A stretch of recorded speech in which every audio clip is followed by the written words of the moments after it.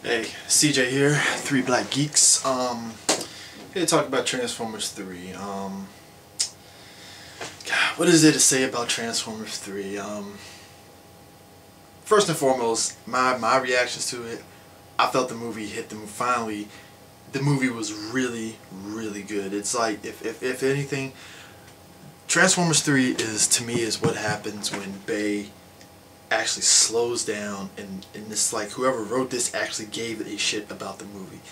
And I even give it credits to Bay, whoever wrote it. The movie was actually pretty good. And I mean, when compared to the second one, oh yeah, it's leaps and bounds better than the second one.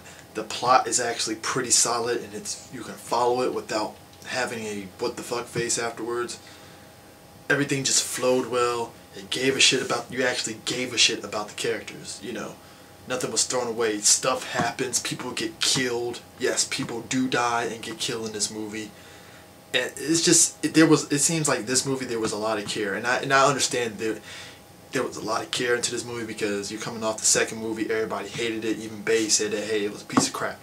So, there was a lot at stake in this movie, and going into it, I was like, okay, see how this movie's gonna turn out, and it was really good, really good. I stand by the 5 out of 5 that is given to it. So you're asking yourself, hey, what's the plot to this? You know, it has to be better than the last one. Oh yes, it is. The plot line goes, apparently years ago, there was an Autobot ship that crashed from space onto the moon, and our numerous attempts going to the moon multiple times was a front for us to go up there and take pictures of this Autobot ship that crashed there and stuff. So all the moon landings with, you know, Neil Armstrong and all that stuff, yeah, that was just a front for us to take pictures and all the information that we have on the Autobots and stuff.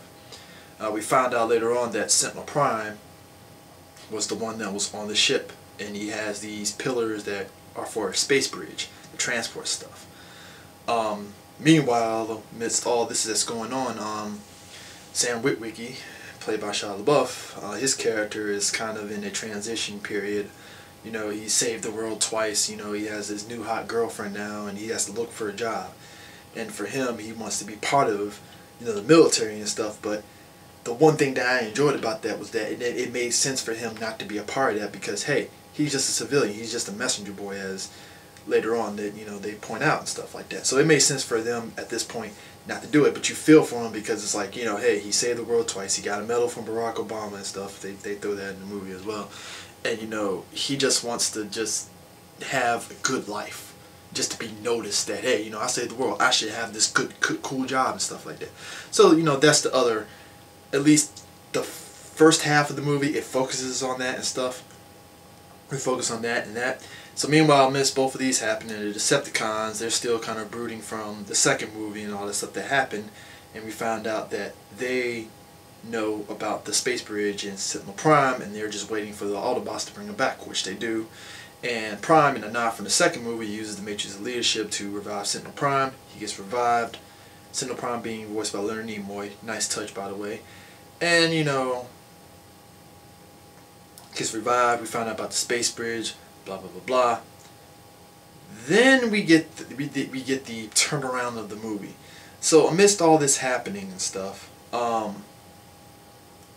you know, amidst all this happening, Sam, while he's at his new job, you know, he works for I believe an aerospace company. He gets harassed by Ken Jeong. Ken Jeong, you remember from the Hangover movies. He plays this guy named Deep Wang or whatever like that. It's a little bit of a comedy bit with him. It's pretty funny and stuff, and thankfully that's a good thing about this. The jokes with him, they don't last long. It's, you know, the jokes hit and it's move on. So you find out that some of the NASA people have been helping the Decepticons, and you find out there are more pillars to the space bridge. And then the plot twist to all that is, you know, once they find out about this and stuff, and we found out the Decepticons are going after Sentinel Prime, well, turn around.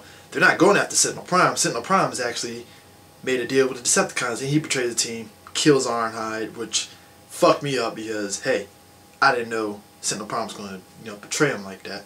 So, all that's going on. He betrays them and stuff, and it kind of leads into the whole second half of the movie with the Chicago being blown to bits. And let me tell you, that is where the movie just takes off.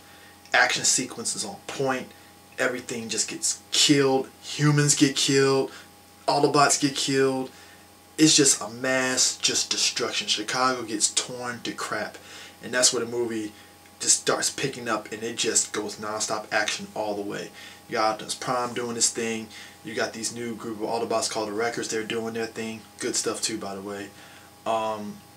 You know, the humans, you find out they actually are of use now, Nest, because they actually can take out the Decepticons and stuff like that. It's a nice little scene. And it's just non-stop, just balls to the wall action and stuff. So yeah, I mean, you know, in retrospect, the movie was just off the chain, and I mean, you know, just to spotlight some of the new things that was in the movie. Yeah, Shockwave, he was in the movie. Very good interpretation and stuff like that. And I actually give props to the fact that we were kind of thinking in the trailers that they were showing that Shockwave was going to be the main bad guy, when in fact, you know, when they throw it in the movie that Sentinel Prime is, it's like, oh shit, I wasn't expecting that. Nice good plot twist, and I like that. But overall, yeah, I would definitely give this movie a 5 out of 5. Like I said, Bay finally hit it out the park with this, and to me, if you are going into this movie just hating Michael Bay, and I know there's a ton of people who hated Transformers 2, and I understand, like I said, I got some enjoyment out of it and stuff for what it was and stuff like that, despite all the stupid shit that was in the movie. But if you go into this movie with that mindset from Transformers 2, and it's understandable, but you're still not giving the movie its fair shake. And I think if you go into Transformers 3 and just watch it, don't keep an open mind. Don't sit there and be like, oh well, you know, I hate fucking Michael Bay. Don't do that. Just go into the movie, watch the movie for what it is. Just watch the movie, then make your judgments afterwards. Because I really think all the hate that's going on this movie, it stems from people not stopping for a minute and just watching the movie and seeing the fact that this movie is a huge improvement. And it's a shame that you still got some people who think this movie is just like Transformers 2, and I'm like, it is in no way, shape, or form like Transformers 2, because Transformers 2 plot was fucking everywhere, and there were plot holes in the half that you could drive a car through. Transformers 3, what plot holes is there? You could brush that shit aside easy. You can easily explain a lot of that shit, or some of the stuff, plot holes that was in there away, pretty easily and stuff. But for the most part, the story was very understandable and smooth. Number one. Number two, you gave a shit about the characters. And three, the one thing I give this movie is the fact that the action sequences were very, very well made and good. Like, given that it's in 3D, the action sequence was more slowed down than it was in 2. Stuff wasn't going all quick, like, you could see who was fighting who, and it was slowed down, and it made it much better for it. So, you know, like I said, if you haven't seen it, go see Transformers 3. I recommend it. 5 out of 5 for me and stuff.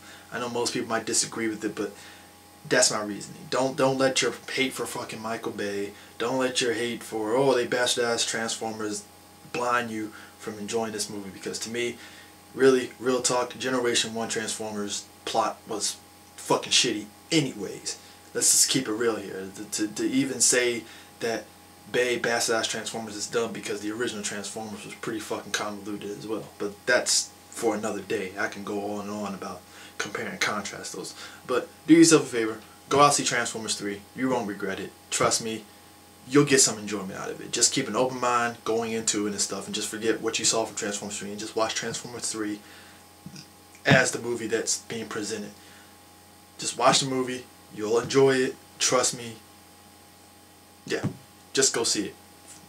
So, CJ out, later.